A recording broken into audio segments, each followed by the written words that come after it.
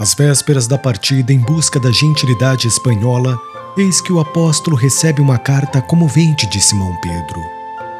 O ex-pescador de Cafarnaum escrevia-lhe de Corinto avisando sua próxima chegada à cidade imperial. A missiva era afetuosa e enternecedora, cheia de confidências amargas e tristes. Pedro confiava ao amigo suas derradeiras desilusões na Ásia e mostrava-se-lhe vivamente interessado pelo que lhe sucedera em Roma. Ignorando que o ex-rabino fora restituído à liberdade, procurava confortá-lo fraternalmente. Também ele, Simão, deliberava exilar-se junto dos irmãos da metrópole imperial, esperando ser útil ao amigo em quaisquer circunstâncias.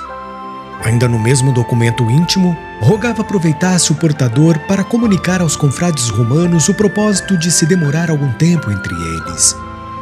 O convertido de Damasco leu e releu a mensagem amiga, altamente sensibilizado. Pelo emissário, irmão da igreja de Corinto, foi avisado de que o venerando apóstolo de Jerusalém chegaria ao porto de Óstia dentro de 10 dias mais ou menos. Não hesitou um momento. Lançou mão de todos os meios ao seu alcance, preveniu os íntimos e preparou uma modesta casa onde Pedro pudesse alojar-se com a família. Criou o melhor ambiente para a recepção do respeitável companheiro. Valendo-se do argumento de sua própria excursão à Espanha, dispensava as dádivas dos amigos, indicando-lhes as necessidades de Simão para que nada lhe faltasse. Transportou quanto possuía em objetos de uso doméstico do singelo aposento que alugara junto à porta lavernal para a casinha destinada a Simão, próximo dos cemitérios israelitas da Via Ápia. Esse exemplo de cooperação foi altamente apreciado por todos. Os irmãos mais humildes fizeram questão de oferecer pequeninas utilidades ao apóstolo venerando que chegaria desprovido. Informado de que a embarcação entrava no porto, o ex-rabino largou-se presurosamente para a Óstia. Lucas e Timóteo, sempre em sua companhia, junto de outros cooperadores devotados, o amparavam nos pequenos acidentes do caminho, dando-lhe o braço aqui e ali. Não fora possível organizar uma recepção mais ostensiva. A perseguição surda aos adeptos do Nazareno apertava o cerco por todos os lados. Os últimos conselheiros honestos do imperador estavam desaparecendo. Roma assombrava-se com a enormidade e quantidade de crimes que se repetiam diariamente. Nobres figuras do patriciado e do povo eram vítimas de atentados cruéis. A atmosfera de terror dominava todas as atividades políticas, e no cômputo dessas calamidades, os cristãos eram os mais rudemente castigados, em vista da atitude hostil de quantos se acomodavam com os velhos deuses e se regalavam com os prazeres de uma existência dissoluta e fácil. Os seguidores de Jesus eram acusados e responsabilizados por quaisquer dificuldades que sobrevinham. Se caía uma tempestade mais forte, devia-se o fenômeno aos adeptos da nova doutrina. Se o inverno era mais rigoroso, a acusação pesava sobre eles, porquanto ninguém, como os discípulos do crucificado, havia desprezado tanto os santuários da crença antiga, abominando os favores e os sacrifícios aos numes tutelares. A partir do reinado de Cláudio, espalhavam-se lendas torpes a respeito das práticas cristãs.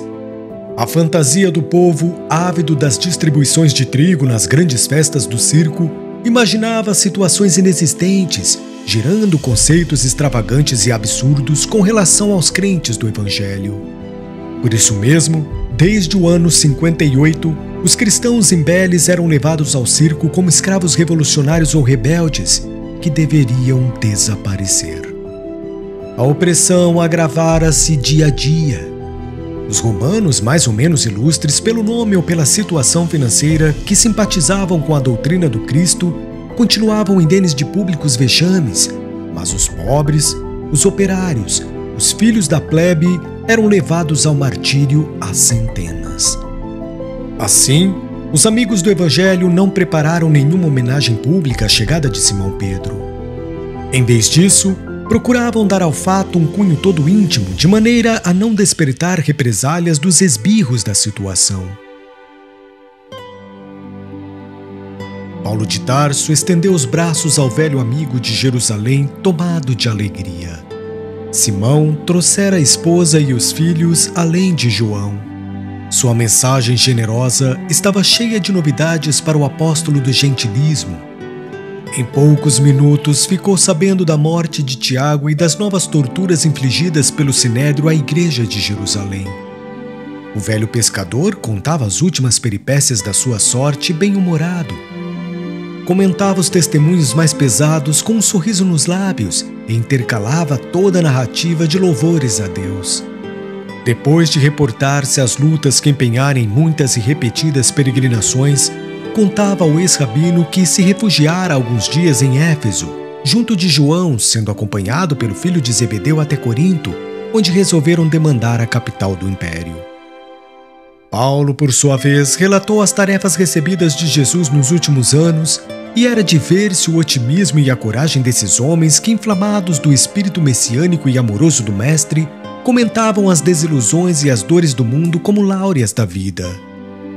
Depois das suaves alegrias do reencontro, o grupo se encaminhou discretamente para a casinha reservada a Simão Pedro e sua família. O ex-pescador, sentindo a excelência da acolhida carinhosa, não encontrava palavras para traduzir os júbilos da alma. Como Paulo, quando chegou a Puzzoli, tinha a impressão de estar em um mundo diferente daquele em que vivera até então. Com a sua chegada, recrudesceram os serviços apostólicos, mas o pregador do gentilismo não abandonou a ideia de ir à Espanha. Alegando que Pedro o substituiria com vantagem, deliberou embarcar no dia prefixado em um pequeno navio que se destinava à costa gaulesa. Não valeram amistosos protestos, nem mesmo a insistência de Simão para que adiasse a viagem. Acompanhado de Lucas, Timóteo e Demas, o velho advogado dos gentios partiu ao amanhecer de um dia lindo, cheio de projetos generosos. A missão visitou parte das Gálias, dirigindo-se ao território espanhol, demorando-se mais na região de Tortosa. Em toda parte, a palavra e feitos do apóstolo ganhavam novos corações para o Cristo, multiplicando os serviços do Evangelho e renovando as esperanças populares à luz do reino de Deus. Em Roma, todavia, a situação prosseguia cada vez mais grave. Com a perversidade de Tigelino à frente da prefeitura dos pretorianos, acentuara-se o terror entre os discípulos de Jesus. Faltava somente um édito em que os cidadãos romanos simpatizantes do Evangelho fossem condenados publicamente. Porque os libertos, os descendentes de outros povos e os filhos da plebe já enchiam as prisões. Simão Pedro, como figura de relevo e movimento, não tinha descanso. Não obstante a fadiga natural da senectude, procurava atender a todas as necessidades emergentes. Seu espírito poderoso sobrepunha-se a todas as vicissitudes e desempenhava os mínimos deveres com devotamento máximo à causa da verdade. Assistia aos doentes, pregava nas catacumbas, percorria longas distâncias, sempre animoso e satisfeito. Os cristãos do mundo inteiro jamais poderão esquecer aquela falange de abnegados que os precedeu nos primeiros testemunhos da fé, afrontando situações dolorosas e injustas, regando com sangue e lágrimas a sementeira do Cristo, abraçando-se mutuamente confortados nas horas mais negras da história do Evangelho, nos espetáculos hediondos do circo, nas preces de aflição que se elevavam dos cemitérios abandonados. Tigelino, grande inimigo dos prosélitos do Nazareno, buscava agravar a situação por todos os meios ao alcance da sua autoridade odiosa e perversa. O filho de Zebedeu preparava-se para regressar à Ásia quando um grupo de esbirros dos perseguidores o colheu em pregação carinhosa e inspirada, na qual se despedia dos confrades de Roma com exortações de tocante reconhecimento a Jesus. Apesar das atenciosas explicações, João foi preso e esbordoado impiedosamente. E com ele, dezenas de irmãos foram trancafiados nos cárceres imundos do Esquilino. Pedro recebeu a notícia dolorosamente surpreendido. Conhecia a extensão dos trabalhos que aguardavam na Ásia o companheiro generoso e rogou ao Senhor não o abandonasse, a fim de obter absolvição justa. Como proceder em tão difíceis circunstâncias? Recorreu às relações prestigiosas que a cidade lhe oferecia. Entretanto, seus afeiçoados eram igualmente pobres de influência política nos gabinetes administrativos da época. Os cristãos de posição financeira mais destacadas não ousavam enfrentar a onda avassaladora de perseguição e tirania. O antigo chefe da igreja de Jerusalém não desanimou. Precisava libertar o amigo, concorrendo para isso com todo o potencial de energia na esfera de suas possibilidades. Compreendendo a timidez natural dos romanos simpatizantes do Cristo, buscou reunir apressadamente uma assembleia de amigos íntimos para examinar o caso. No meio dos debates, alguém se lembrou de Paulo. O apóstolo dos gentios dispunha na capital do império de grande número de afeiçoados eminentes. No caso da absolvição, a providência partira do círculo dileto de Popéia Sabina. Muitos militares, colaboradores de Afrânios Burros, eram seus admiradores. Acácio Domício, que dispunha de valiosos empenhos junto dos pretorianos, era seu amigo dedicado e incondicional.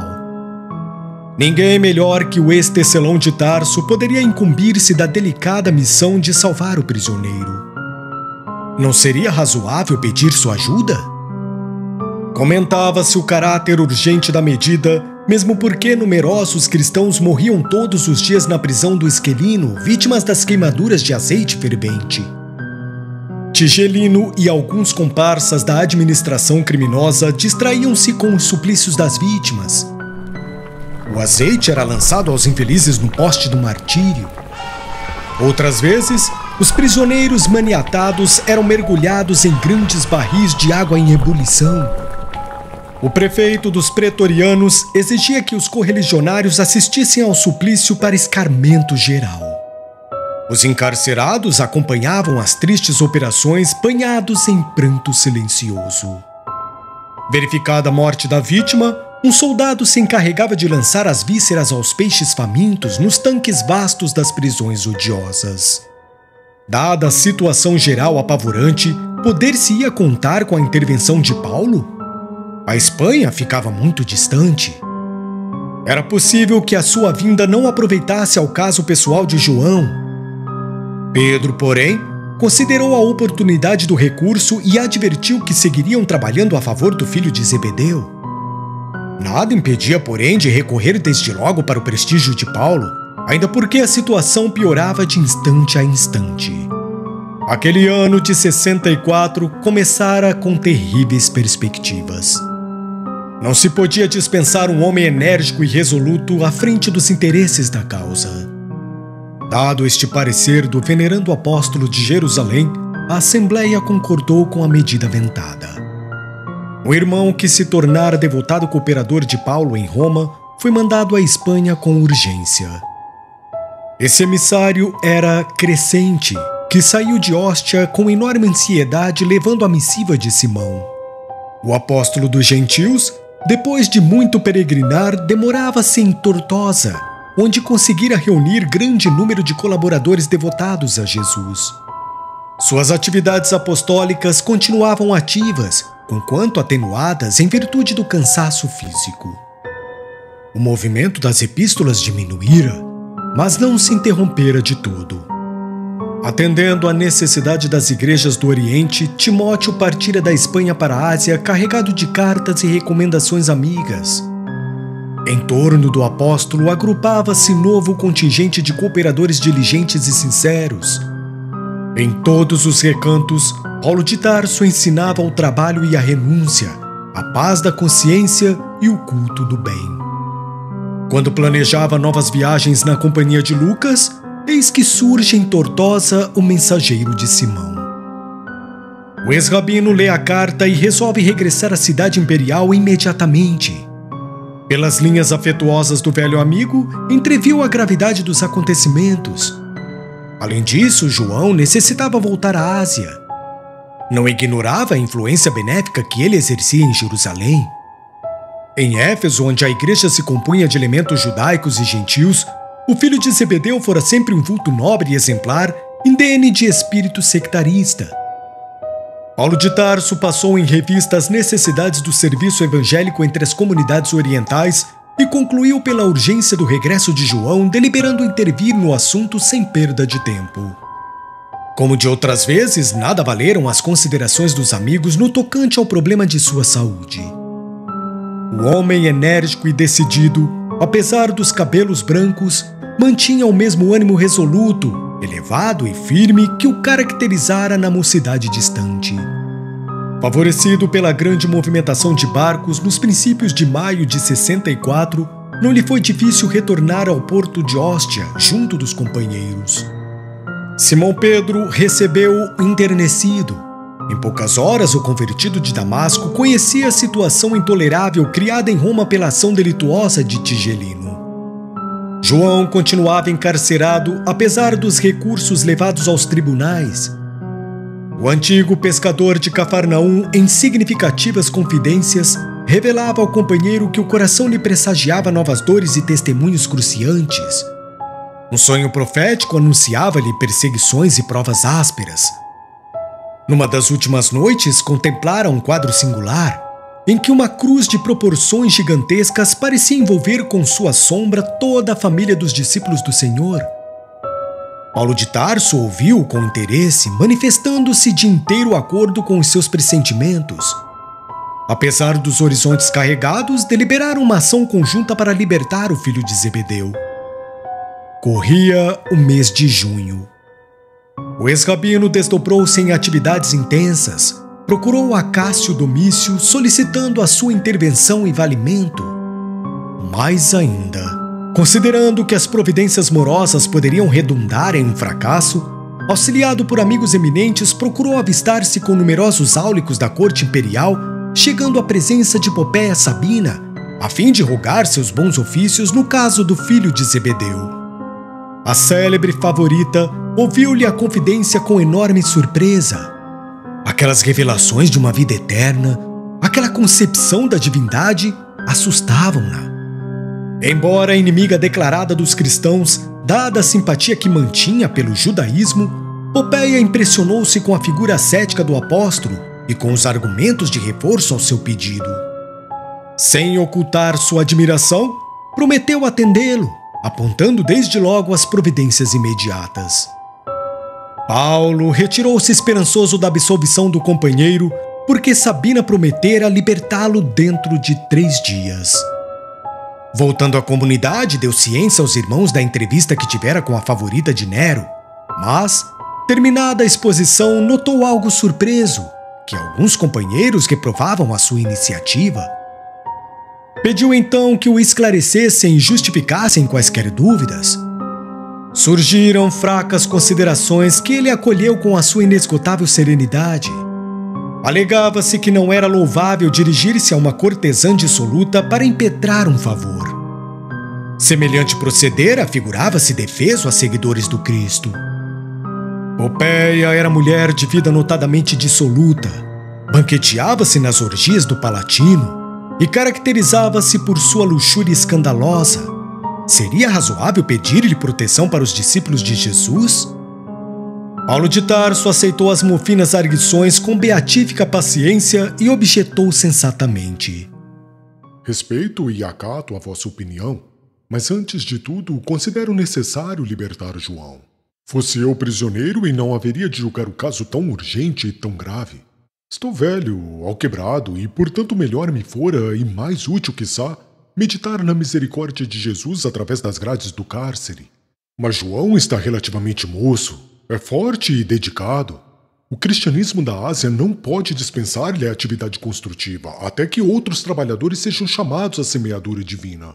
Com referência às vossas dúvidas, porém, cumpre-me aduzir um argumento que requer ponderação. Por que considerais imprópria uma solicitação à Popéia Sabina? Teríeis a mesma ideia se me dirigisse a Tigelino ou ao próprio imperador?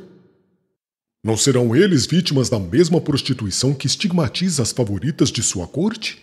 Se combinasse com o militar embriagado do Palatino as providências imprescindíveis à libertação do companheiro, talvez aplaudisseis meus gestos sem restrições. Irmãos, é indispensável compreender que a derrocada moral da mulher quase sempre vem da prostituição do homem.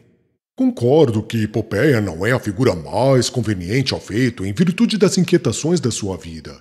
Entretanto, é a providência que as circunstâncias indicaram. E nós precisamos libertar o devotado discípulo do Senhor. Aliás, procurei valer-me de semelhantes recursos recortando a exortação do Mestre, na qual recomenda ao homem granjear amigos com as riquezas da iniquidade. Considero que quaisquer relações com o Palatino constituem expressões da fortuna iníqua. Mas suponho útil mobilizar os que se conservam mortos no pecado para algum ato de caridade e de fé, pelo qual se desliguem dos laços com o passado delituoso, auxiliados pela intercessão de amigos fiéis. A elucidação do apóstolo espalhou grande calma em todo o recinto. Em poucas palavras, Paulo de Tarso fizera ver aos companheiros transcendentes conclusões de ordem espiritual. A promessa não falhara. Em 3 dias, o filho de Zebedeu era restituído à liberdade. João estava abatidíssimo. Os maus tratos, a contemplação dos quadros terríveis do cárcere, a expectação angustiosa haviam-lhe mergulhado o espírito em perplexidades dolorosas. Pedro regozijava-se, mas o ex-rabino, atento à tensão ambiente, sugeriu o regresso do apóstolo Galileu à Ásia, sem perda de tempo. A igreja de Éfeso esperava-o. Jerusalém devia contar com a sua colaboração desinteressada e amiga. João não teve tempo para muitas considerações, porque Paulo, como que possuído de amargos pressentimentos, foi ao porto de Óstia para predispor o seu embarque, aproveitando o navio napolitano prestes a largar para Mileto. Colhido pelas providências e impossibilitado de resistir ao resoluto ex-rabino, o filho de Zebedeu embarcou em fins de junho de 64, enquanto os demais amigos permaneceram em Roma para a boa batalha em prol do Evangelho. Quanto mais sombrios os horizontes, mais coeso se tornava o grupo dos irmãos na fé em Cristo Jesus. Multiplicavam-se as reuniões nos cemitérios distantes e abandonados. Naqueles dias de sofrimentos, as pregações pareciam mais belas. Paulo de Tarso e os cooperadores desdobravam-se em edificações espirituais quando a cidade foi sacudida de súbito por espantoso acontecimento. Na manhã de 16 de julho de 64, irrompeu violento incêndio nas proximidades do Grande Circo, abrangendo toda a região do bairro localizado entre o Célio e o Palatino. O fogo começara em vastos armazéns repletos de material inflamável e propagar-se com rapidez assombrosa. De balde foram convocados os operários e homens do povo para atenuar-lhe a violência. Em vão, a turba numerosa e compacta movimentou recursos para aliviar a situação. As labaredas subiam sempre, alastrando-se com furor, deixando montões de escombros e ruínas. Roma inteira acudia a ver o sinistro espetáculo, já empolgada pelas suas paixões ameaçadoras e terríveis. O fogo, com prodigiosa rapidez, deu a volta ao Palatino e invadiu o velabro. O primeiro dia findava com angustiosas perspectivas. O firmamento cobria-se de fumo espesso, iluminando-se grande parte das colinas com o clarão odioso do incêndio terrível. As elegantes construções do Aventino e do Célio pareciam árvores secas de florestas em chamas. Acentuara-se a desolação das vítimas da enorme catástrofe. Tudo ardia nas adjacências do fórum. Começou o êxodo com infinitas dificuldades. As portas da cidade congestionavam-se de pessoas tomadas de profundo terror. Animais espavoridos corriam ao longo das vias públicas como acossados por perseguidores invisíveis. Prédios antigos de sólida construção ruíam com sinistro estrondo. Todos os habitantes de Roma desejavam distanciar-se da zona comburente. Ninguém mais se atrevia a atacar a fogueira indômita. O segundo dia apresentou-se com o mesmo espetáculo inesquecível. Os populares desistiram de salvar alguma coisa, contentavam-se em poder enterrar os mortos sem conta, encontrados nos locais de possível acesso. Dezenas de pessoas percorriam as ruas engargalhadas de horrível acento. A loucura generalizava-se entre as criaturas mais impressionáveis. Macas improvisadas conduziam feridos sem destino certo. Longas procissões invadiam os santuários para salvar as suntuosas imagens dos deuses. Milhares de mulheres acompanhavam a figura impassível dos numes tutelares em numerosas súplicas, fazendo votos de penosos sacrifícios em vozes estentóricas.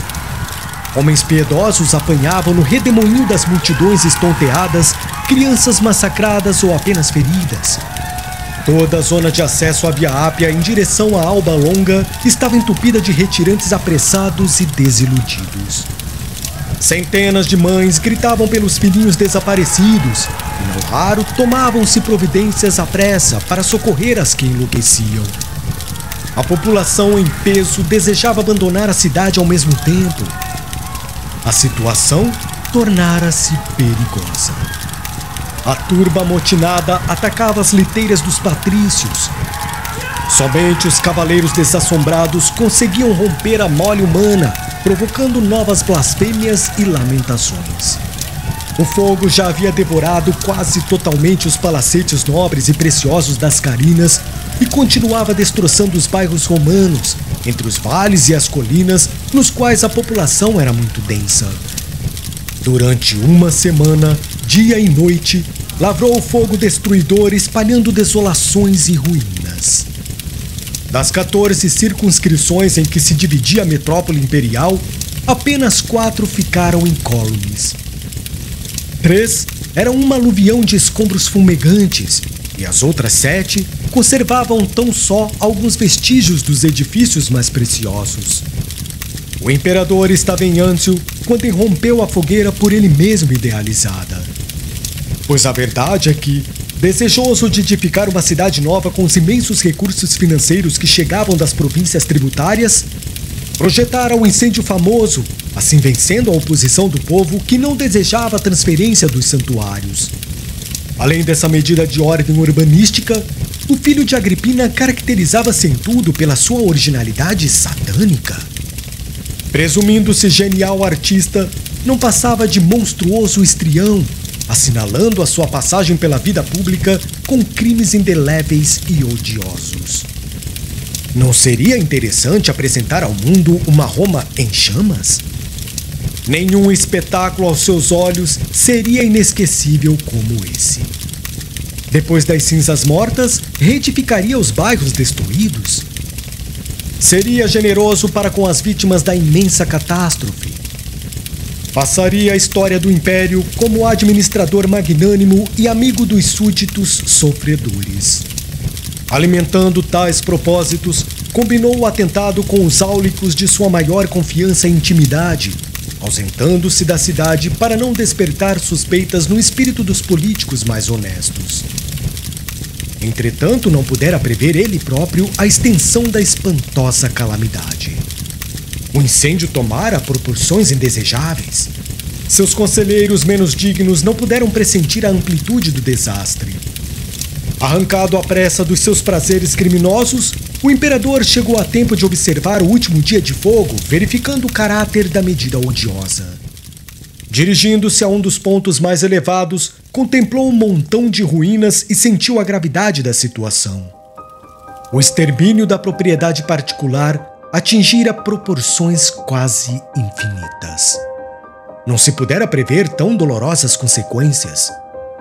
Reconhecendo a irritação justa do povo, Nero procurou falar em público, esboçando algumas lágrimas na sua profunda capacidade de dissimulação.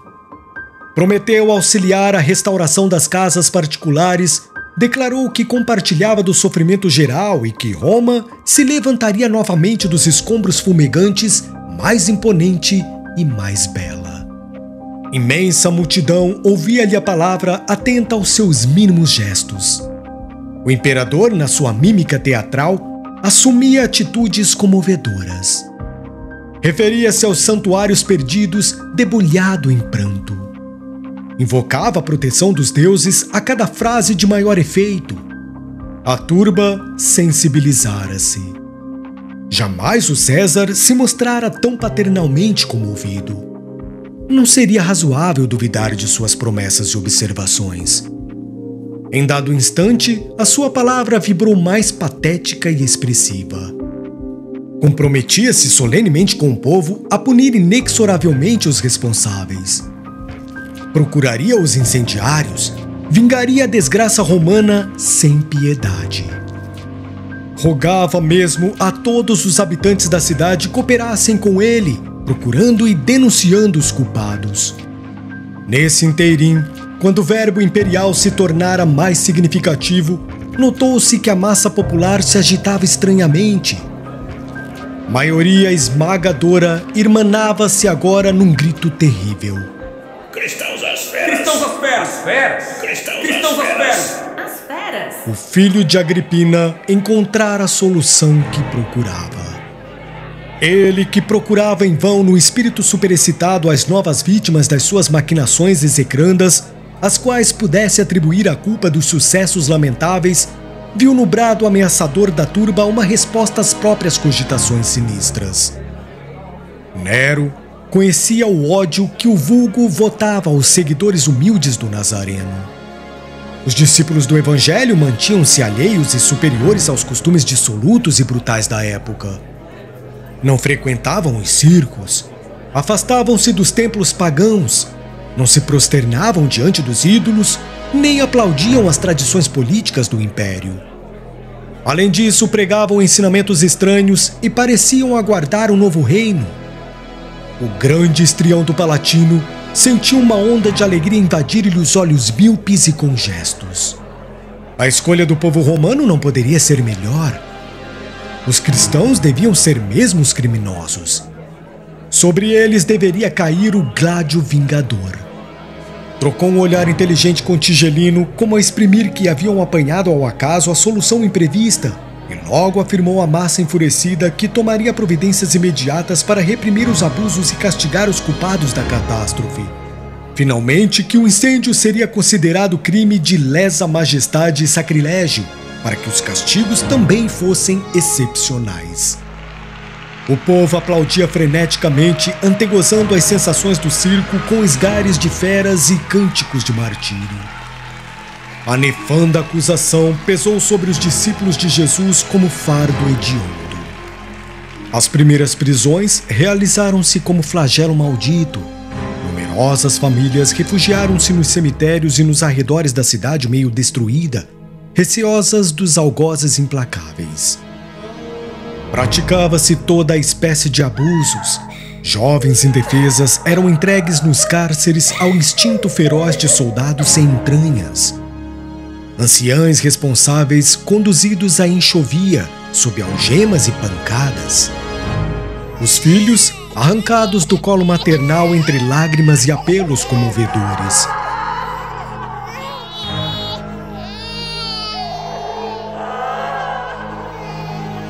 Tempestade sinistra caíra sobre os seguidores do crucificado que se submetiam a punições injustas de olhos postos no céu. De nada valeram para Nero as ponderações dos patrícios ilustres que ainda cultivavam as tradições de prudência e honestidade. Quantos se aproximavam da autoridade imperial com a valiosa contribuição de alvitres justos eram declarados suspeitos, agravando a situação. O filho de Agripina e seus áulicos imediatos deliberaram que se oferecesse ao povo o primeiro espetáculo no princípio de agosto de 64, como positiva demonstração das providências oficiais contra os supostos autores do nefando atentado. As demais vítimas, isto é, todos os prisioneiros que chegassem ao cárcere depois da festa inicial, serviriam de ornamento aos futuros regozijos, à medida que a cidade pudesse recompor-se com as novas construções em perspectiva. Para isso, determinara-se a reedificação imediata do grande circo. Antes de atender às próprias necessidades da corte, o imperador desejava as simpatias do povo ignorante e sofredor, alimentando o que pudesse satisfazer seus estranhos caprichos. A primeira carnificina, destinada a distrair o ânimo popular, foi levada a efeito em jardins imensos, na parte que permanecera imune da destruição, por entre orgias indecorosas de que participaram a plebe e a grande fração do patriciado que se entregara à dissolução e ao desregramento. A festividade prolongou-se por noites sucessivas, sob a claridade de esplêndida iluminação e o ritmo harmonioso de numerosas orquestras que inundavam o ar de melodias enternecedoras. Nos lagos artificiais deslizavam barcos graciosos artisticamente iluminados. No seio da paisagem favorecida pelas sombras da noite que as tochas poderosas não conseguiam afastar de todo, repastava-se a devassidão em jogo franco. Ao lado das expressões festivas, enfileiravam-se as do martírio dos pobres condenados. Os cristãos eram entregues ao povo para o castigo que ele julgasse mais justo. Para isso, com intervalos regulares, os jardins estavam cheios de cruzes, de postes, de açoites e numerosos instrumentos outros de flagelação. Havia guardas imperiais para auxiliarem as atividades punitivas. Em fogueiras preparadas encontravam-se água e azeite fervente, bem como pontas de ferro em brasa para os que desejassem aplicá-las. Os gemidos e soluços dos desgraçados casavam-se ironicamente com as notas harmoniosas dos alaúdes. Uns expiravam entre lágrimas e preces aos apupos do povo. Outros entregavam-se estoicamente ao martírio, contemplando o céu alto e estrelado.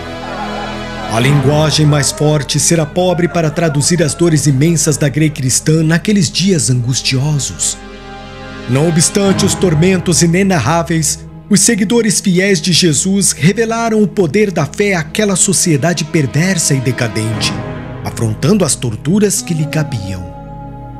Interrogados nos tribunais em momento tão trágico, declaravam abertamente sua confiança em Cristo Jesus, aceitando os sofrimentos com humildade por amor ao seu nome.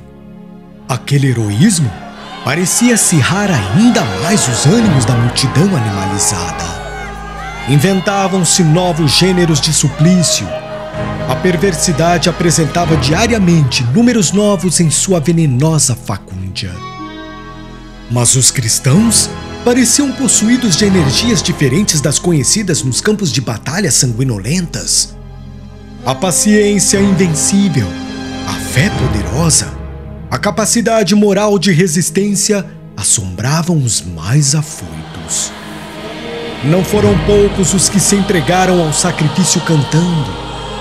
Muita vez, diante de tanta coragem, os verdugos improvisados temeram o misterioso poder triunfante da morte. Terminada a chacina de agosto com grande entusiasmo popular, continuou a perseguição sem tréguas para que não faltasse o contingente de vítimas nos espetáculos periódicos oferecidos ao povo em regozijo pela reconstrução da cidade. Diante das torturas e da carnificina, o coração de Paulo de Tarso sangrava sem dor. A tormenta operava confusão em todos os setores. Os cristãos do Oriente, em sua maioria, trabalhavam por desertar do campo da luta, forçados por circunstâncias imperiosas da vida particular. O velho apóstolo, entretanto, unindo-se a Pedro, reprovava essa atitude. Com exceção de Lucas, todos os cooperadores diretos, conhecidos desde a Ásia, haviam regressado. O tecelão, todavia, fazendo causa comum com os desamparados, fez questão de assisti-los no transe inaudito. As igrejas domésticas estavam silenciosas. Fechados os grandes salões alugados na Suburra para as pregações da doutrina. Restava aos seguidores do Mestre apenas um meio de se entreverem e se reconfortarem na prece e nas lágrimas comuns. As reuniões nas catacumbas abandonadas.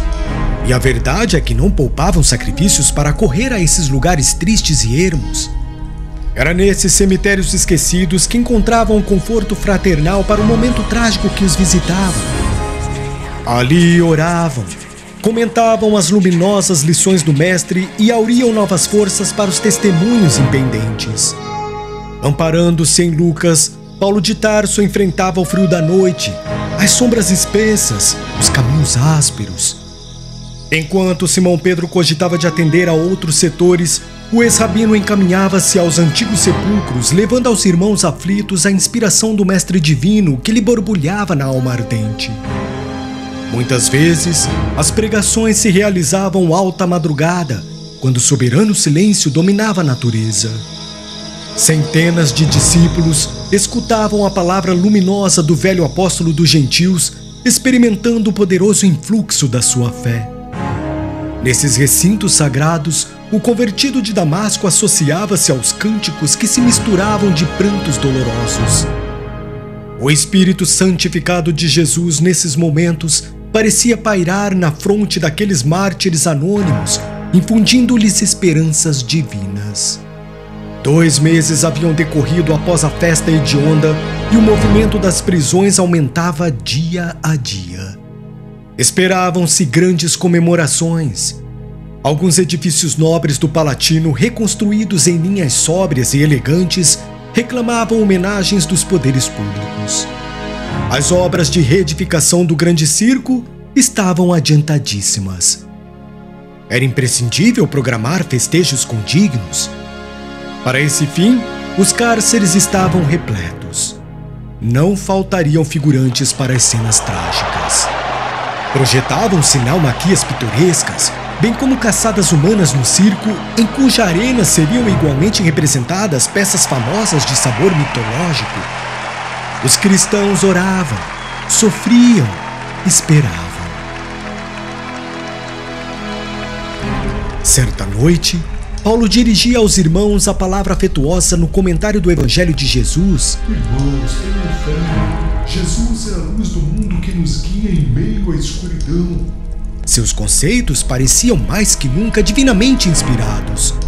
As brisas da madrugada penetravam a caverna mortuária, que se iluminava de algumas tochas bruxelantes. O recinto estava repleto de mulheres e crianças, ao lado de muitos homens embuçados. Depois da pregação comovedora, ouvida por todos com os olhos molhados de lágrimas, o ex-tecelão de Tarso perorava solícito. Sim, irmãos, Deus é mais belo nos dias trágicos. Quando as sombras ameaçam o caminho, a luz é mais preciosa e mais pura. Nestes dias de sofrimento e morte, quando a mentira destronou a verdade e a virtude foi substituída pelo crime, lembremos Jesus no madeiro infamante. A cruz tem, para nós outros, uma divina mensagem. Não desdenhemos o testemunho sagrado, quando o Mestre, não obstante imáculo, só alcançou neste mundo batalhas silenciosas e sofrimentos indefiníveis. Fortalecemos-nos na ideia de que seu reino ainda não é deste mundo. Ao sermos um espírito à espera do seu amor imortal, a cidade dos cristãos não está na terra. Ela não poderia ser a Jerusalém que crucificou o enviado divino, nem a Roma que se compraz em derramar o sangue dos mártires. Neste mundo, estamos em uma frente de combate incruento, trabalhando pelo triunfo eterno da paz do Senhor. Não esperemos, portanto, repousar no lugar do trabalho e dos testemunhos vivos. Na cidade indestrutível da nossa fé, Jesus nos contempla e paucimiza o coração. Caminhemos ao seu encontro por intermédio dos suplícios e das perplexidades dolorosas. Ele ascendeu ao Pai do cimo do Calvário. Nós lhe seguiremos as pegadas, aceitando com humildade os sofrimentos que por seu amor nos forem reservados. O auditório parecia estático, ouvindo as palavras proféticas do apóstolo. Entre as lajes frias e impassíveis, os irmãos na fé sentiam-se mais unidos entre si.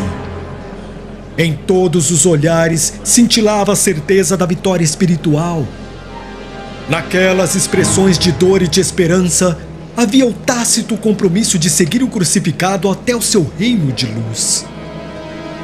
O orador fizera uma pausa, sentindo-se dominado por estranhas comoções. Nesse instante inesquecível, um macote de guardas rompeu afoito o recinto.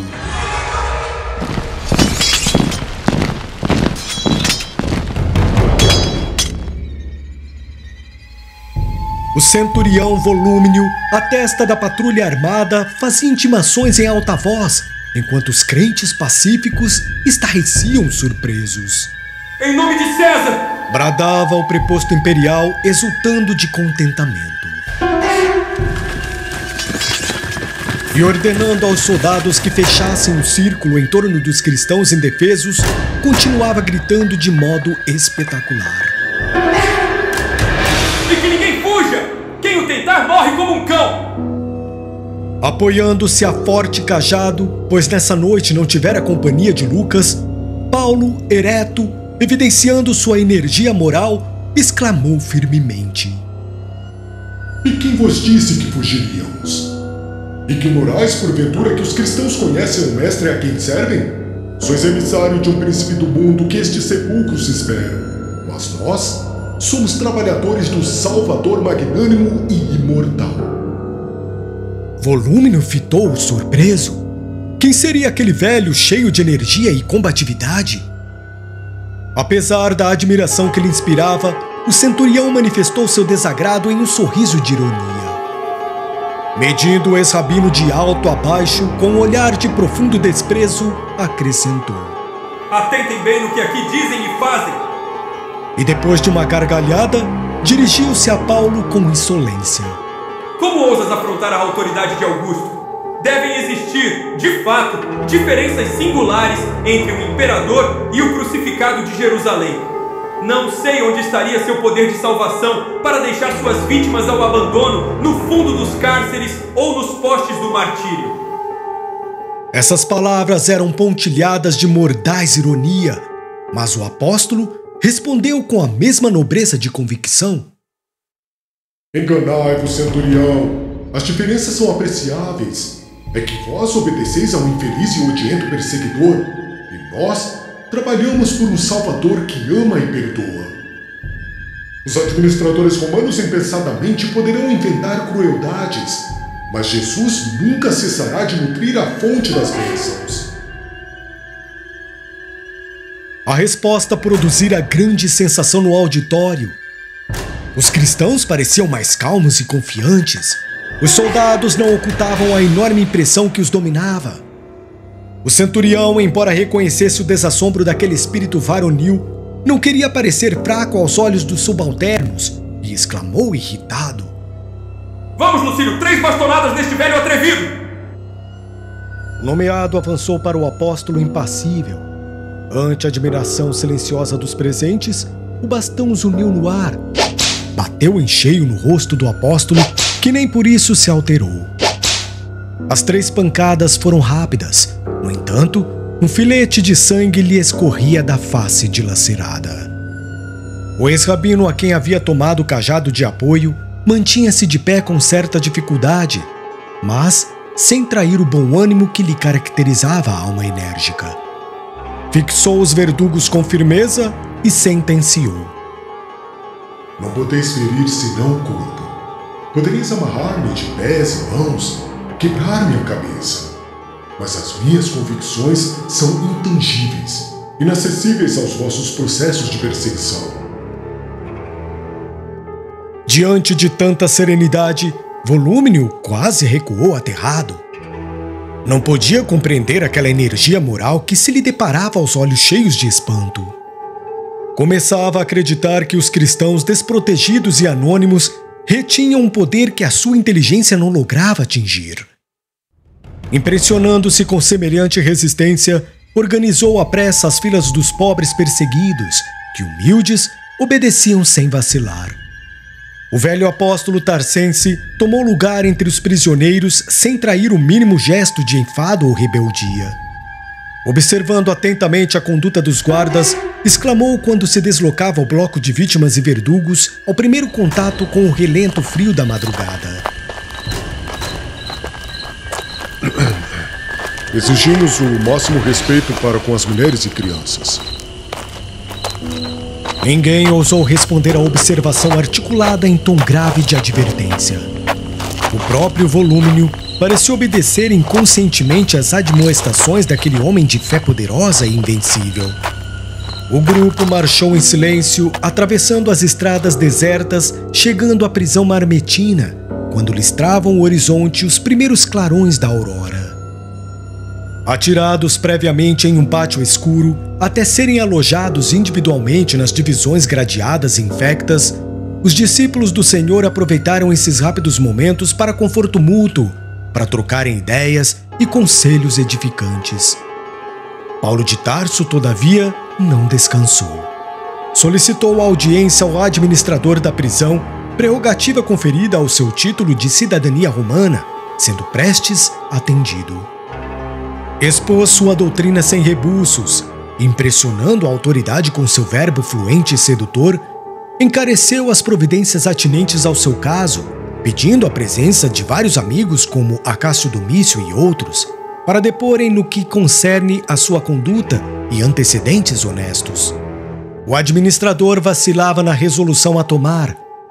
Tinha ordens terminantes de recolher ao cárcere todos os componentes de assembleias que se filiassem à crença perseguida e execrada. No entanto, as determinações de ordem superior continham certas restrições, no sentido de preservar, de algum modo, os humilhores, aos quais a corte oferecia recursos de liberdade caso prestassem juramento a Júpiter, abjurando Cristo Jesus.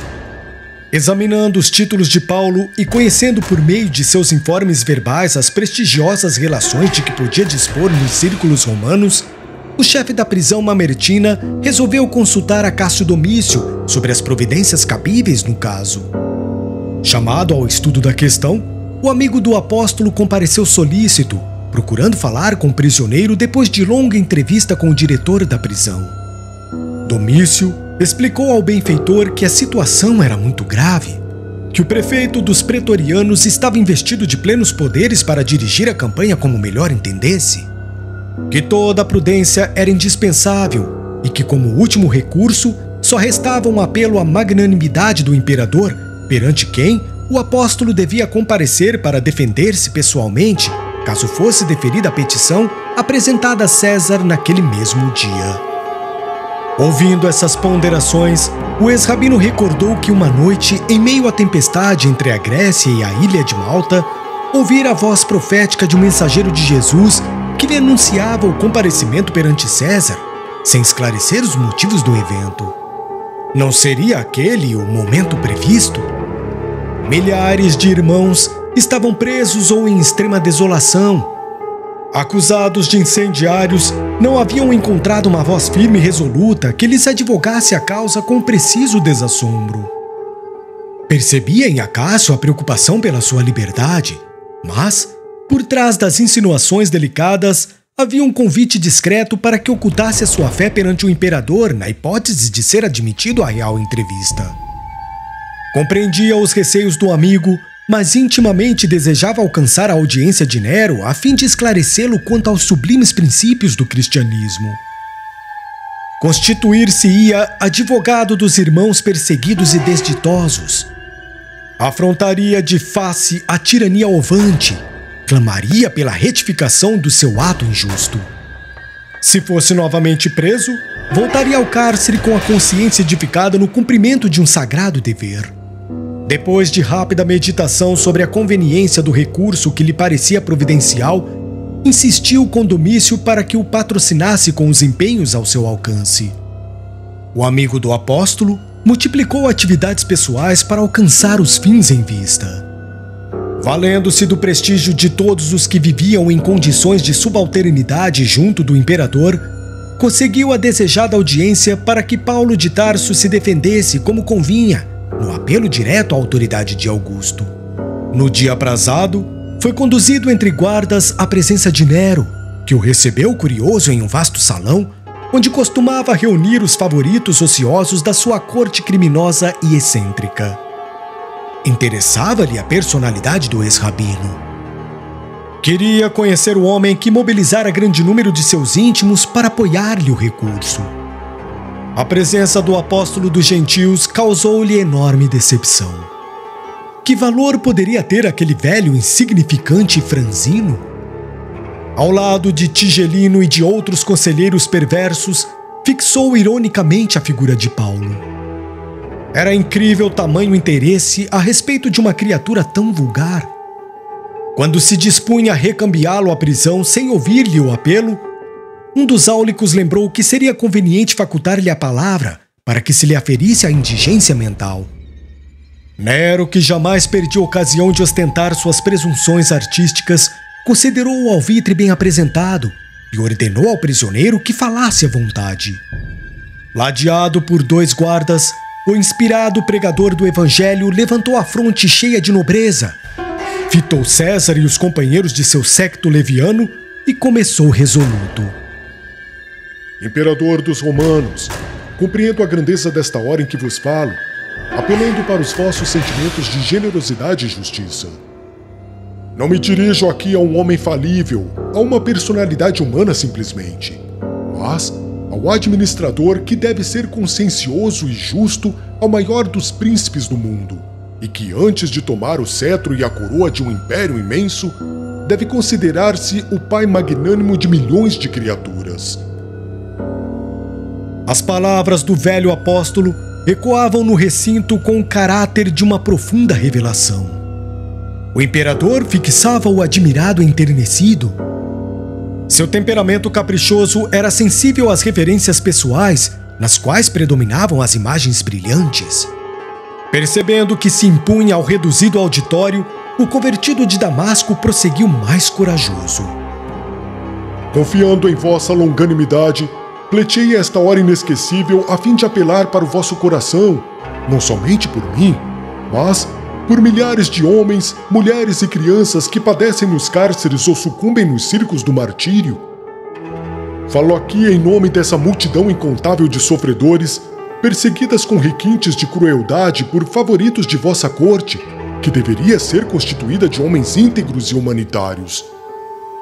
Acaso não chegarão aos vossos ouvidos os lamentos angustiosos da viuvez, da velhice e da orfandade? Ó Augusto imperante do trono de Cláudio, sabei que uma onda de perversidade e de crimes odiosos varre os bairros da cidade imperial, arrancando soluços dolorosos aos vossos tutelados miserandos. Ao lado da vossa atividade governamental, por certo, rastejam víboras venenosas que é necessário extirpar, a bem da tranquilidade do trabalho honesto do vosso povo. Esses cooperadores perversos desviam vossos esforços do caminho reto, espalham terror entre as classes desfavorecidas da sorte, ameaçam os mais infelizes. São eles os acusadores dos prosélitos de uma doutrina de amor e redenção. Não acrediteis no embuste dos seus conselhos que ressumam crueldade. Ninguém trabalhou, talvez, quanto os cristãos, no socorro às vítimas do incêndio voraginoso.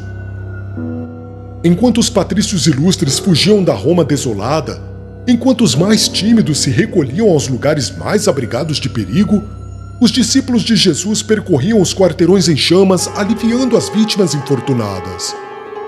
Alguns imolaram a vida ao altruísmo dignificador. E por fim, vede os trabalhadores sinceros do Cristo, foram recompensados com a pecha de autores de crime hediondo, de caluniadores sem entranhas. Acaso não vos doeu a consciência ao endossardes tão infames alegações à revelia de uma sindicância imparcial e rigorosa? No esfervilhar das calúnias, não vi surgir uma voz que vos esclarecesse. Admito que participais certamente de tão trágicas ilusões, porque não creio no desvirtuamento da vossa autoridade reservada às melhores resoluções em favor do Império. É por isso, ó Imperador dos Romanos, que reconhecendo o grandioso poder enfeixado em vossas mãos, ouso levantar minha voz para esclarecer-vos. Atentai para a extensão gloriosa de vossos deveres. Não vos entregueis à sanha de políticos inconscientes e cruéis. Lembrai-vos de que em uma vida mais elevada que esta, ser-vos-ão pedidas contas de vossa conduta nos atos públicos. Não alimenteis a pretensão de que vosso cetro seja eterno. Sois mandatário de um Senhor poderoso que reside nos céus. Para vos convencerdes da singularidade de semelhante situação, volvei um olhar apenas ao passado brumoso. Onde os vossos antecessores? Em vossos palácios faustosos perambulam guerreiros triunfantes, reis improvisados, herdeiros vaidosos de suas tradições. Onde estão eles? A história nos conta que chegaram ao trono com aplausos delirantes das multidões. Vinham soberbos, ostentando magnificências nos carros do triunfo, decretando a morte dos inimigos, adornando-se com os despojos sangrentos das vítimas. Entretanto, bastou um sopro para que resvalassem do esplendor do trono para a escuridão do sepulcro. Uns partiram pelas consequências fatais dos próprios excessos destruidores, outros assassinados pelos filhos da revolta e do desespero. Recordando semelhante situação, não desejo transformar o culto da vida em culto da morte, mas demonstrar que a fortuna suprema do homem é a paz da consciência pelo dever cumprido. Por todas essas razões, apelo para a vossa magnanimidade, não só por mim, como por todos os correligionários que gemem à sombra dos cárceres esperando o gládio da morte. Observando-se longa pausa no verbo eloquente do orador, podia ver-se a estranha sensação que a sua palavra havia causado. Nero estava lívido. Tigelino, profundamente irritado, procurava um recurso para insinuar-se com alguma observação menos digna a respeito do postulante. As raras cortesãs presentes não disfarçavam a indizível comoção que lhes abalara o sistema nervoso. Os amigos do prefeito dos pretorianos mostravam-se indignados, rubros de cólera. Depois de ouvir um áulico, o imperador ordenou que o apelante se conservasse em silêncio até que tomasse as primeiras deliberações. Estavam todos surpreendidos. Não se podia esperar de um velho franzino e doente tamanho poder de persuasão. Um desassombro que raiava pela loucura segundo as noções do patriciado. Por muito menos, velhos e probos conselheiros da corte haviam alcançado o exílio ou a sentença de morte. O filho de Agripina parecia abalado. Não mais assentava no olho a impertinente Esmeralda à guisa de monóculo.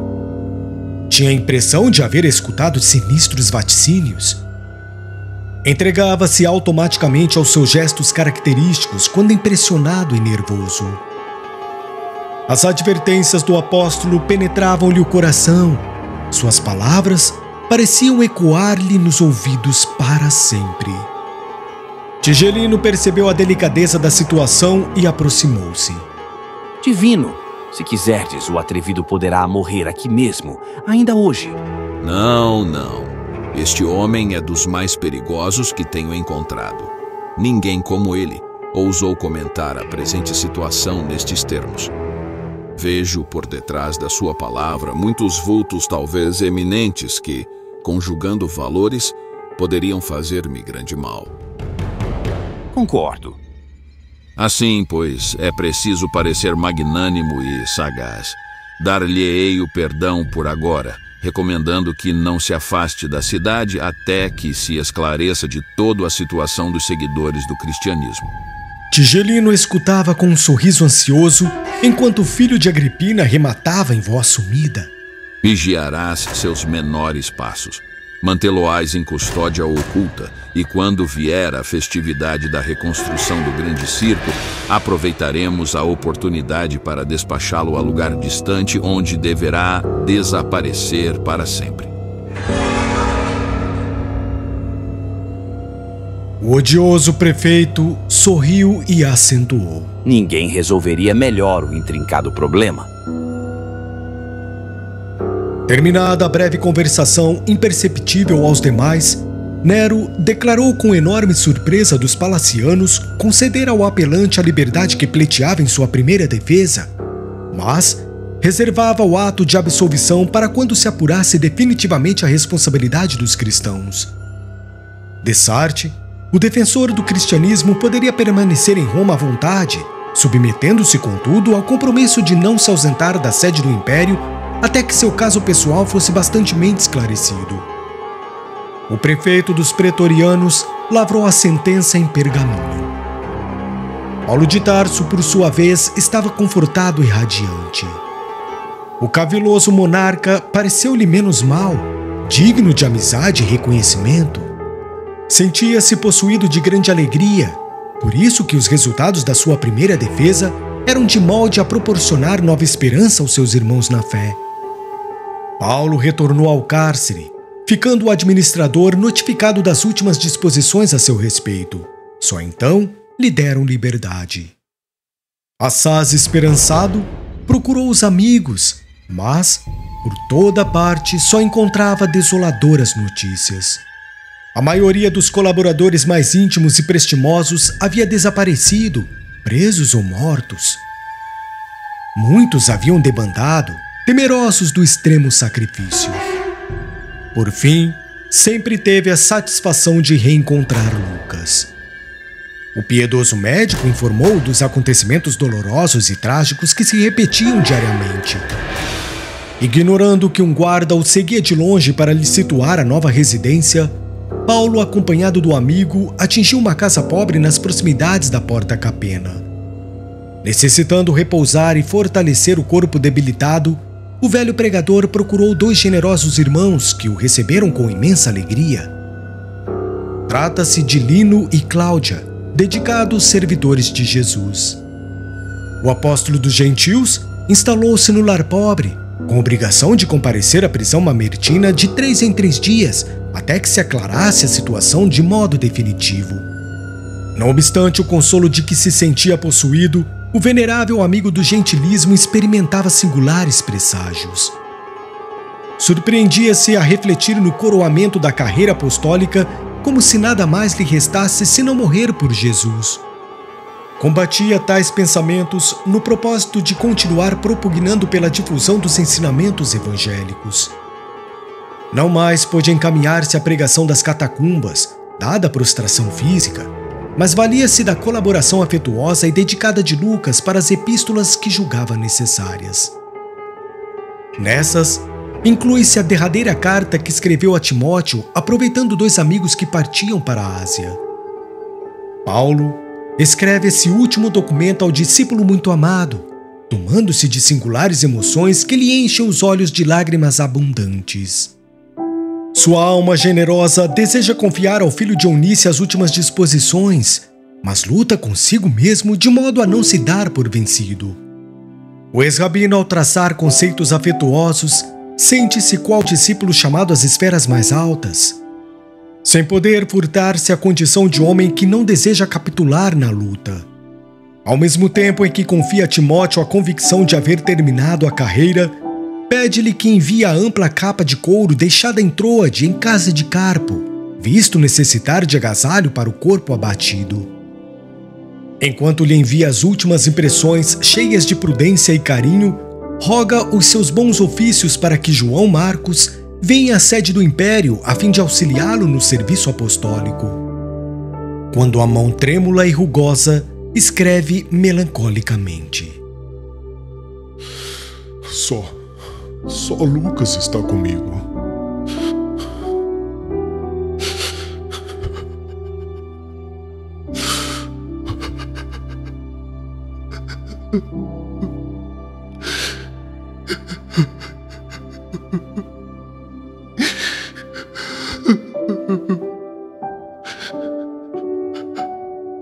O convertido de Damasco interrompe-se para chorar sobre os pergaminhos.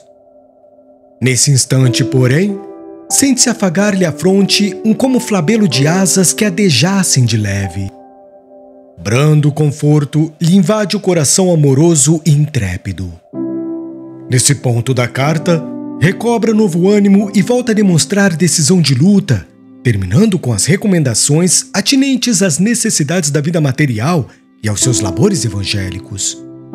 Paulo de Tarso, entretanto, entrega a missiva a Lucas para expedi-la, sem conseguir disfarçar os seus lúgubres pressentimentos. Em vão, o carinhoso médico e devotado amigo procura desfazer aquelas apreensões. De balde, Lino e Cláudia tentam distraí-lo. Embora não abandonasse os trabalhos condizentes com a nova situação, o velho apóstolo mergulhou-se em profundas meditações, das quais apenas se forrava para atender às necessidades triviais. Efetivamente, decorridas algumas semanas após a carta a Timóteo, um grupo armado visitou a residência de Lino depois da meia-noite, na véspera das grandes festividades com que a administração pública desejava assinalar a reconstrução do grande circo. O dono da casa, a esposa e Paulo de Tarso foram presos, escapando Lucas pelo fato de pernoitar em outra parte. As 3 vítimas foram conduzidas a um cárcere do Monte Esquilino, dando provas de poderosa fé em face do martírio que começava. O apóstolo foi atirado a uma cela escura e incomunicável. Os próprios soldados se intimidavam da sua coragem. Ao despedir-se de Lino e sua mulher, enquanto esta se desfazia em lágrimas, o valoroso pregador abraçava-os, dizendo: Tenhamos coragem. Esta deve ser a última vez em que nos saudamos com os olhos materiais. Mas havemos de avistar-nos no reino do Cristo. O poder tirânico de César não atinge senão o corpo miserável. Em virtude de ordem expressa de Tigelino, o prisioneiro ficou insulado de todos os companheiros. Na escuridão do cárcere, que mais se assemelhava a uma cova úmida, deu um balanço retrospectivo em todas as atividades de sua vida, entregando-se a Jesus inteiramente confiado na sua divina misericórdia. Desejou sinceramente permanecer junto dos irmãos que, por certo, se destinavam aos espetáculos nefandos do dia imediato, esperando com eles comungar a hóstia dos martírios quando chegasse a hora extrema. Não pôde dormir, a considerar as horas transcorridas desde o momento da prisão, e concluiu que o dia do sacrifício estaria iminente. Nenhuma réstia de luz penetrava o cubículo infecto e acanhado. Percebia somente vagos rumores longínquos que lhe davam a ideia da aglomeração popular nas vias públicas. As horas passaram em expectativas que pareciam intermináveis. Depois de angustioso cansaço, conseguiu algumas horas de sono. Acordou mais tarde, já incapacitado de calcular as horas decorridas. Tinha sede e fome, mas orou com fervor, sentindo que fluíam brandas consolações para sua alma das fontes da providência invisível. No fundo, estava preocupado com a situação dos companheiros. Um guarda o informara de que enorme contingente de cristãos seria levado ao circo, e ele sofria por não ter sido chamado a perecer com os irmãos na arena do martírio por amor a Jesus. Mergulhado nessas reflexões, não tardou a sentir que alguém abria cautelosamente a porta da enxovia. Conduzido ao exterior, o ex-rabino defrontou 6 homens armados que o aguardavam junto de um veículo de regulares proporções. Ao longe, no horizonte pontilhado de estrelas, delineavam-se os tons maravilhosos da madrugada próxima. O apóstolo silencioso obedeceu à escolta. Ataram-lhe as mãos calejadas brutalmente com grosseiras cordas. Um vigilante noturno, visivelmente embriagado, aproximou-se e escarrou-lhe na face. O ex-rabino recordou os sofrimentos de Jesus e recebeu o insulto sem revelar o mínimo gesto de amor próprio ofendido. Mas uma ordem tomou lugar no veículo junto dos 6 homens armados que observavam admirados de tanta serenidade e coragem. Os cavalos trotaram lépidos, como se quisessem atenuar a friagem úmida da manhã. Chegados aos cemitérios que se enfileiravam ao longo da Via Ápia, as sombras noturnas se desfaziam quase completamente, auspiciando um dia de sol radioso. O militar que chefiava a escolta mandou parar o carro e, fazendo descer o prisioneiro, disse-lhe hesitante: O prefeito dos pretorianos, por sentença de César, ordenou que fosseis sacrificado no dia imediato ao da morte dos cristãos votados às comemorações do circo realizadas ontem. Deveis saber, portanto, que estáis vivendo os últimos minutos. Calmo, olhos brilhantes e mãos amarradas, Paulo de Tarso, mudo até então, exclamou surpreendendo os verdugos com a sua majestosa serenidade: Ciente da tarefa criminosa que vos incumbe desempenhar, Os discípulos de Jesus não temem os algozes que só lhes podem aniquilar o corpo. Não julgueis que vossa espada possa eliminar minha vida. De vez que, vivendo estes fugazes minutos em corpo carnal, isso significa que vou penetrar sem mais demora nos tabernáculos da vida eterna com meu Senhor Jesus Cristo, o mesmo que vos tomará contas, tanto quanto a Nero e Tigelino. A patrulha sinistra estarrecia de assombro. Aquela energia moral no momento supremo era de molde a abalar os mais fortes. Percebendo a surpresa geral e cioso do seu mandato, o chefe da escolta tomou a iniciativa do sacrifício. Os demais companheiros pareciam desorientados, nervosos, trêmulos. O inflexível preposto de Tigelino, porém, ordenou ao prisioneiro que desse 20 passos à frente. Paulo de Tarso caminhou serenamente, embora, no íntimo, se recomendasse a Jesus, compreendendo a necessidade do amparo espiritual para o testemunho supremo. Ao chegar ao local indicado, o secaz de Tigelino desembainhou a espada, mas, nesse instante, tremeu-lhe a mão fixando a vítima e falou-lhe em tom quase imperceptível: Lastimo ter sido designado para este feito e intimamente não posso deixar de lamentar-vos. Paulo de Tarso, erguendo a fronte quanto lhe era possível, respondeu sem hesitar: Não sou digno de lástima. Tende antes compaixão de vós mesmos, porquanto morro cumprindo deveres sagrados em função de vida eterna, enquanto que vós ainda não podeis fugir às obrigações grosseiras da vida transitória. Chorai por vós, sim, porque eu partirei buscando o Senhor da paz e da verdade que dá vida ao mundo, ao passo que vós, terminada a vossa tarefa de sangue, tereis de voltar à hedionda convivência dos mandantes de crimes tenebrosos da vossa época. O algoz continuava a fitá-lo com assombro, e Paulo, notando a tremura com que ele empunhava a espada, concitou resoluto: Não tremais. Cumpre vosso dever até o fim.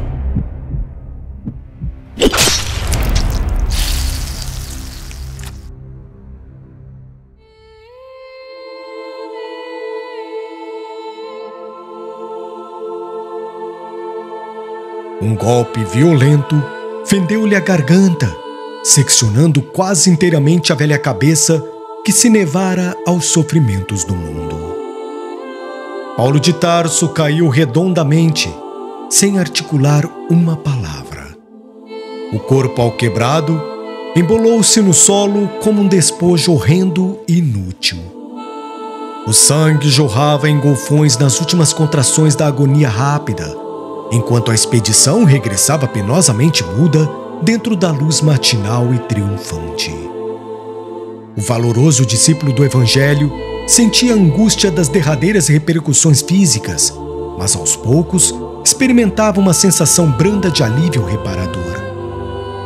Mãos carinhosas e solícitas pareciam tocá-lo de leve, como se arrancassem tão só nesse contato divino as terríveis impressões dos seus amargurosos padecimentos. Tomado de surpresa, verificou que o transportavam a local distante e pensou que amigos generosos desejavam assisti-lo em lugar mais conveniente, para que lhe não faltasse a doce consolação da morte tranquila. Depois de alguns minutos, as dores haviam desaparecido por completo. Guardando a impressão de permanecer à sombra de alguma árvore frondosa e amiga, experimentava a carícia das brisas matinais que passavam em lufadas frescas. Tentou levantar-se, abrir os olhos, identificar a paisagem. Impossível. Sentia-se fraco, qual convalescente de moléstia prolongada e gravíssima. Reuniu as energias mentais como lhe foi possível e orou suplicando a Jesus permitisse o esclarecimento de sua alma naquela nova situação. Sobretudo, a falta de visão deixava-o submerso em angustiosa expectativa. Recordou os dias de Damasco, quando a cegueira lhe invadira os olhos de pecador, ofuscados pela luz gloriosa do Mestre. Lembrou o carinho fraternal de Ananias e chorou ao influxo daquelas singulares reminiscências.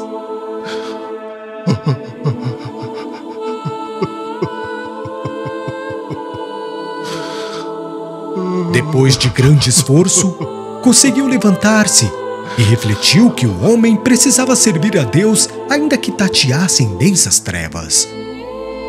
Foi aí que ouviu passos de alguém que se aproximava de leve.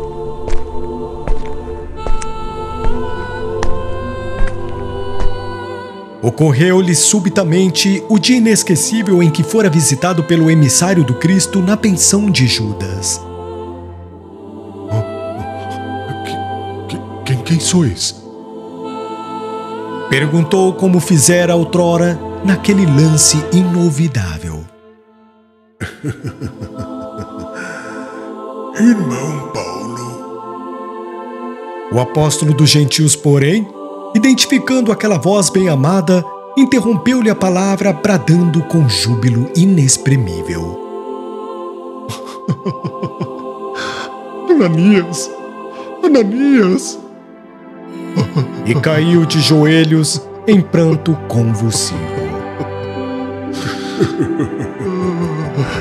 Sim, sou eu. Um dia, Jesus mandou que te restituísse a visão para que pudesse conhecer o caminho áspero dos seus discípulos. E hoje, Paulo, concedeu-me a dita de abrir-te os olhos para a contemplação da vida eterna. Levanta-te. Já vencestes os últimos inimigos, alcançaste a coroa da vida, atingiste novos planos da redenção. O apóstolo levantou-se afogado em lágrimas de jubilosa gratidão, enquanto Ananias, pousando a destra nos seus olhos apagados, exclamou com carinho: Vê novamente em nome de Jesus. Desde a revelação de Damasco, dedicaste seus olhos ao serviço do Cristo. Contempla agora as belezas da vida eterna, para que possamos partir ao encontro do Mestre amado. Então, o devotado trabalhador do Evangelho reconheceu as maravilhas que Deus reservava aos seus cooperadores no mundo cheio de sombras. Tomado de espanto, identificou a paisagem que o rodeava. Não longe estavam as catacumbas da Via Ápia. Misteriosas forças o haviam afastado do quadro triste em que se decompunham os despojos sangrentos. Sentiu-se jovem e feliz. Compreendia agora a grandeza do corpo espiritual no ambiente estranho aos organismos da terra. Suas mãos estavam sem rugas, a epiderme sem cicatrizes. Tinha a impressão de haver sorvido um misterioso elixir de juventude. Uma túnica de alvura resplandecente envolvia-o em graciosas ondulações. Mal despertava do seu deslumbramento quando alguém lhe bateu levemente no ombro. Era Gamaliel, que lhe trazia um ósculo fraternal. Paulo de Tarso sentiu-se o mais ditoso dos seres. Abraçando-se ao velho mestre e a Ananias em um só gesto de ternura, exclamava entre lágrimas: Só Jesus me poderia conceder alegria igual a esta. Mal não acabara de o dizer, começaram a chegar velhos companheiros de lutas terrenas, amigos de outros tempos, irmãos desvelados que lhe vinham trazer as boas novas ao transpor os umbrais da eternidade. Os deslumbramentos do apóstolo sucediam-se ininterruptos. Como se ficasse em Roma à sua espera, todos os mártires das festividades da véspera chegaram cantando nas proximidades das catacumbas. Todos queriam abraçar o generoso discípulo, oscular-lhe as mãos. Nesse inteirim, dando a impressão de nascerem maravilhosas fontes do mais além, ouviu-se uma cariciosa melodia, acompanhada de vozes argentinas que deviam ser angélicas.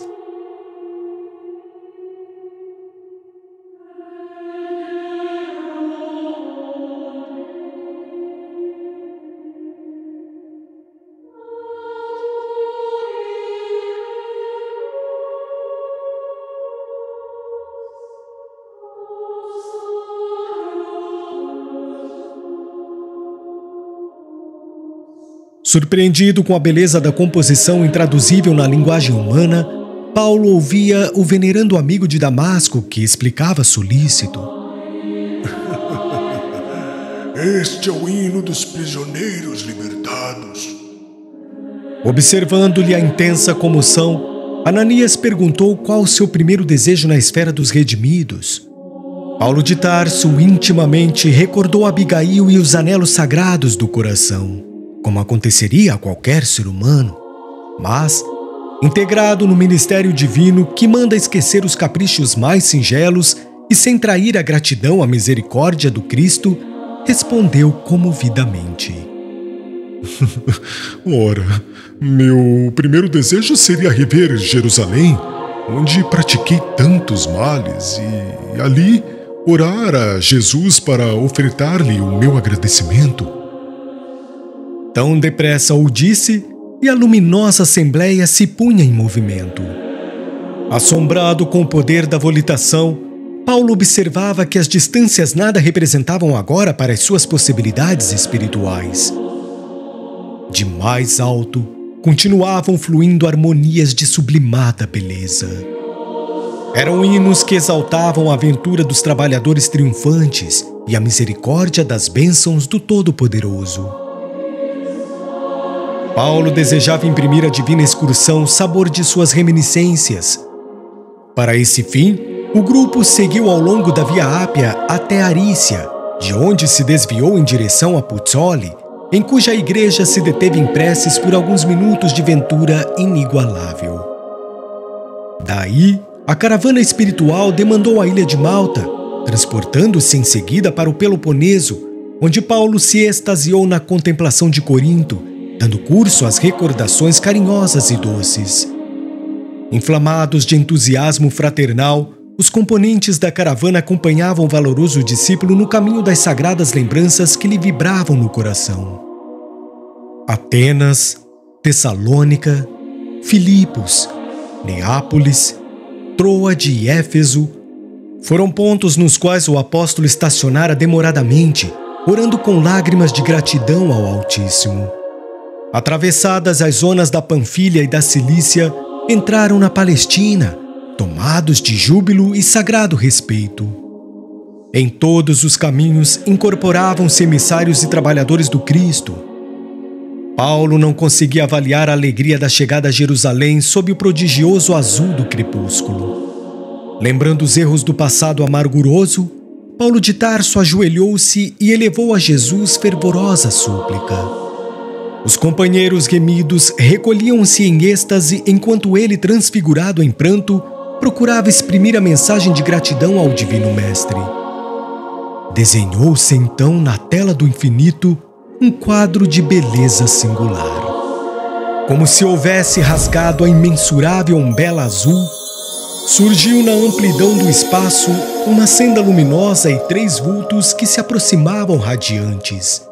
O Mestre estava no centro, conservando Estevão à direita e Abigail ao lado do coração. Deslumbrado, arrebatado, o apóstolo apenas pôde estender os braços, porque a voz lhe fugia no auge da comoção. Lágrimas abundantes perolavam-lhe o rosto também transfigurado. Abigail e Estevão adiantaram-se. Ela tomou-lhe delicadamente as mãos em um assomo de ternura, enquanto Estevão o abraçou com efusão. Paulo quis lançar-se nos braços dos 2 irmãos de Corinto, beijar-lhe as mãos no seu arroubo de ventura, mas, qual criança dócil que tudo devesse ao mestre dedicado e bom, procurou o olhar de Jesus para sentir-lhe a aprovação. O mestre sorriu indulgente e carinhoso e falou: Sim, Paulo, se feliz. Vem agora aos meus braços, pois é da vontade de meu Pai que os verdugos e os mártires se reúnam para sempre no meu reino. E assim unidos, ditosos, os fiéis trabalhadores do Evangelho da Redenção seguiram as pegadas do Cristo em demanda às esferas da verdade e da luz. Lá embaixo, Jerusalém contemplava embevecida o crepúsculo vespertino, esperando o luar que não tardaria com os primeiros clarões.